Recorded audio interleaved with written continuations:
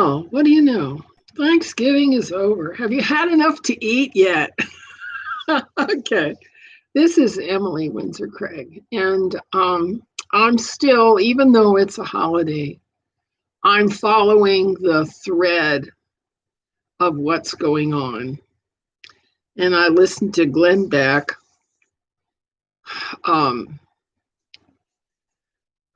wax quite emotional about how difficult this has been to confront so much uncertainty, to confront such contradictions in the information that's on the text lines, so that we have to go in between the lines to figure out what we're going to say and how we're going to think about it. A lot of us are going in between the lines because of what's happening to us on social media.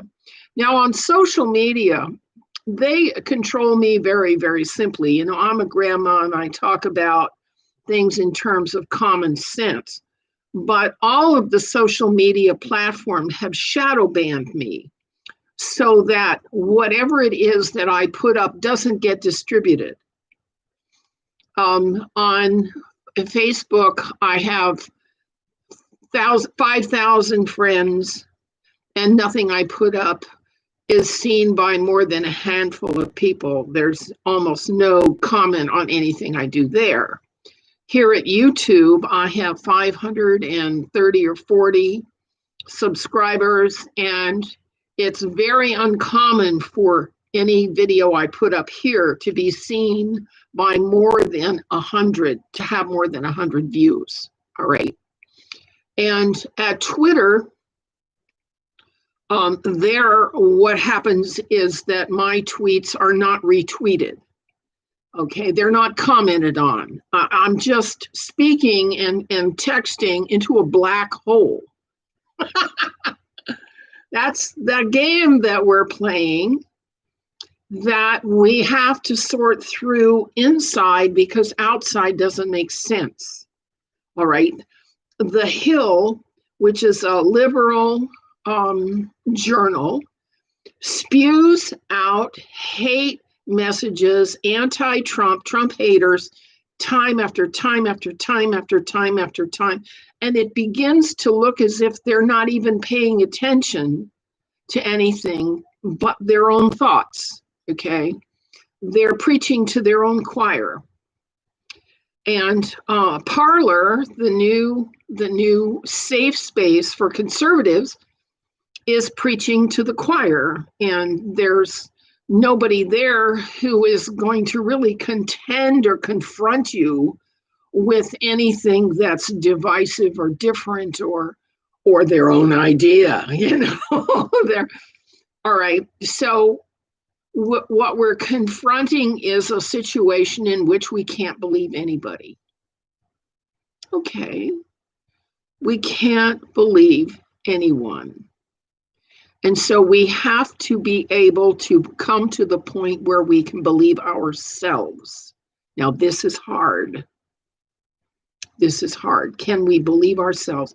Because if we don't doubt ourselves, we fall into ideological speech that just sounds like everybody else, which means that we're really not thinking. We're not thinking for ourselves.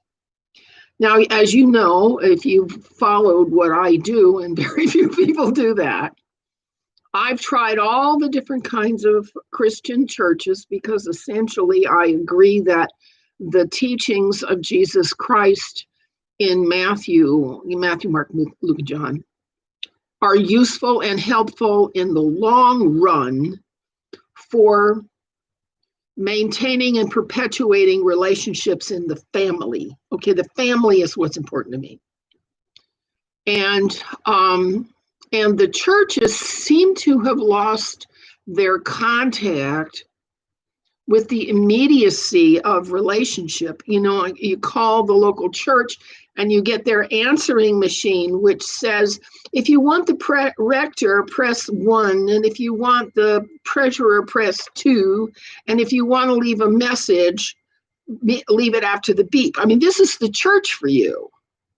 This is also the energy company, the electric company, the local supermarket, or anywhere else. You know, that's how people treat each other in this new world order, is that we leave messages for each other after we press the 1 or the 2 or the 3 or the 4 key. Well, that's not human. That's mechanical. So how do we revert to human? Well, the first thing that happens is we have to start listening for who is still human. Why would they do it? I know we can't trust the memes. Thank you. Okay. We have to listen for what constitutes human. And that was defined very, very well in the 5th chapter of Matthew. Let your yes mean yes and your no mean no. If you have a problem, take it to the person that you have a problem with, not anybody else. Okay. Let's see. What goes around comes around. All those little rules that Jesus talked about are what makes a human relationship, human. Otherwise, if we're just following rules, we're into mechanics. We're into rule baiting, okay? And I found that today when I tried to order an order on DoorDash, okay? And I used the wrong credit card. And so everything came to a screaming halt. And I tried to reorder and it wouldn't go through. So I called the company and they said they couldn't do anything. They couldn't do a reorder, but they could give me a refund and then I could put the whole order through again. They were helpless. Being helpless is not being human. Being helpless, being a victim, is playing the game called, if I'm stupid enough, somebody is going to rescue me. All right? And that's socialism. It's called robbing Peter to pay Paul. Okay? We rob the people who are competent, and we give the money to the people who are either too stupid or too lazy to take care of themselves. That's socialism for you. And that's why it doesn't work. All right. So you have to learn to read between the lines, and you have to start not believing anybody and not believing anything. Now, I know a lot of you, like I did, went to university. I spent 9 years at the university listening to theories, okay, ontologies, the theory of a large system that yields a point of view. What they never tell you is how to solve a problem in the system. And then you have taxonomies. And those are all the categories that the theories fit in, okay? They're teaching knowledge about knowledge, but it doesn't lead to solving the human problems that Matthew, Mark, Luke, and John solve by treating people just decently. Does that make any sense? Okay. All right, so we can't believe anybody. We have to learn how to believe and trust ourselves in this crazy time. And what I'm noticing is, under this pressure, we are actually doing it. We are changing our points of view from where we were yesterday. Today, we're confused. We don't know. We don't know what we're going to have to know tomorrow, but that's the point. Tomorrow, we're going to learn some new things, and our point of view is going to change a little bit. And maybe it'll get a little closer to somebody else. All right? And this election, because it has been such a travesty, such a collection of fraud and treachery and people doing the wrong thing for money, for money, for money. It's always for money, okay? There were counterfeit ballots that were printed in China that were sent in by people who made copies and sent them in, but they didn't know that there was a watermark on them like you find on a dollar bill that made the ballot valid. Okay, it was like a blockchain mark that made the ballot real, the way a dollar bill is real. And what most people don't know is that 5 to 10 million of the ballots weren't real ballots. They were just copies of counterfeits. And that's what's coming out. And that's what's going to be so exciting, because between 5 and 10 million of the votes are going to go bye-bye. They didn't even count in the first place, okay? And all of those counterfeit ballots, 100% of them ticked off Biden, okay? Everyone. All right, so that's what's coming, is the complete repudiation and probably the prosecution of the chain of people who held and moved those ballots along as if they were true and real, just like a counterfeiter is going to be prosecuted for counterfeit.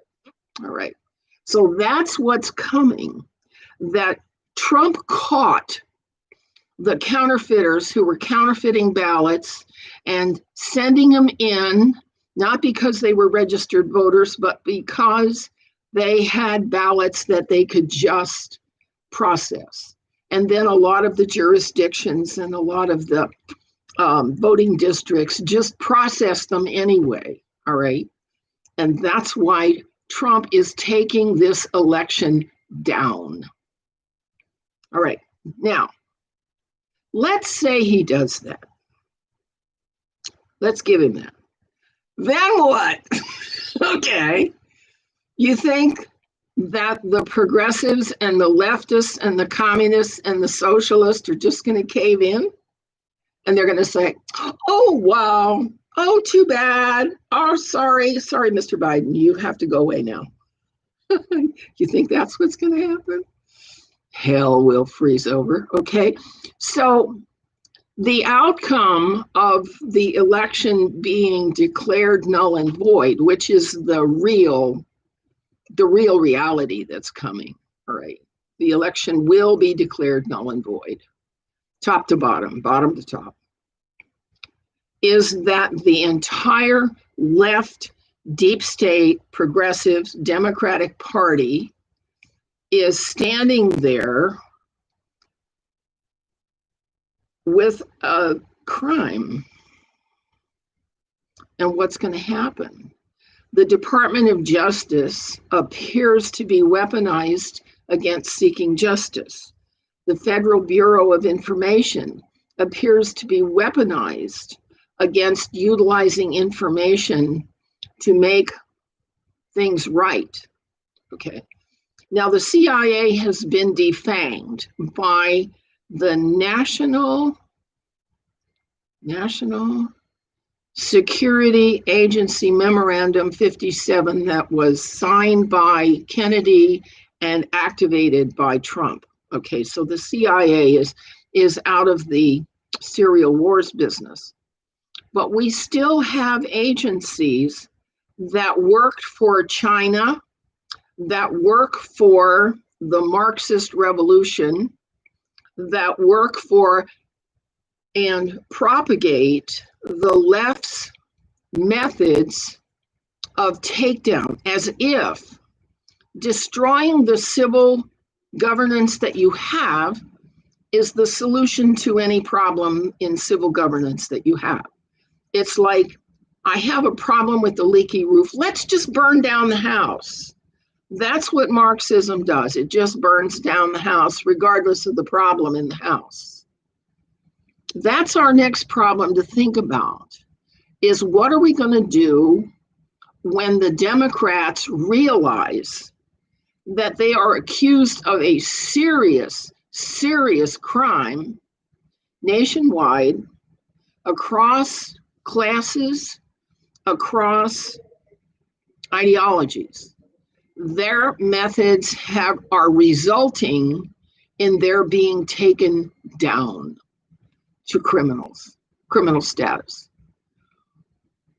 If we, the American people who love to be civil and to be decent and to be honorable and to be truthful and to be fair, if we simply destroy the liberal progressive wing of our nation, we have cut off our nose to spite our face.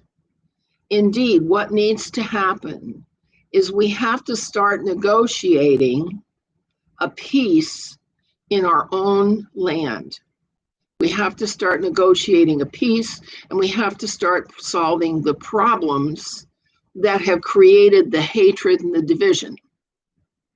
Let's start thinking about solving the problems and not just hating people. It's so easy to hate people. I'm better than you, and I know more than you, and we know more than them, and I'm righter, and all of that is not a help.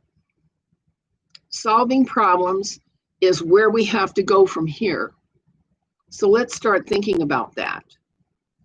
And I wanted to leave Thanksgiving with you with this idea that if we're going to hold this nation together and continue as a nation that respects rule of law and respects civil process, we're going to have to think in terms of solving problems.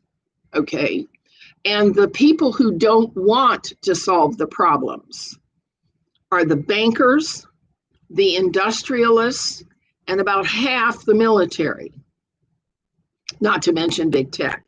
Big tech makes money off of helping China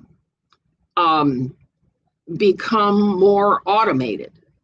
Big tech wants automation. Big tech wants artificial intelligence and robots, and it wants to replace human work with automated systems that leave out humanity entirely. We have to confront what big tech is doing. Let's do that. Let's start thinking about it. Because you can't fix a single problem if you're not thinking about it. So let's start thinking about it. This has been Emily Windsor Craig, and I hope I've given you something to start thinking about, because that's what I'm doing, is thinking about it and listening to Glenn Beck and Don Bongino and Jerome, and listening to everybody, and we're gonna work out a way to get through this. How about it? We'll see you next time. Bye-bye.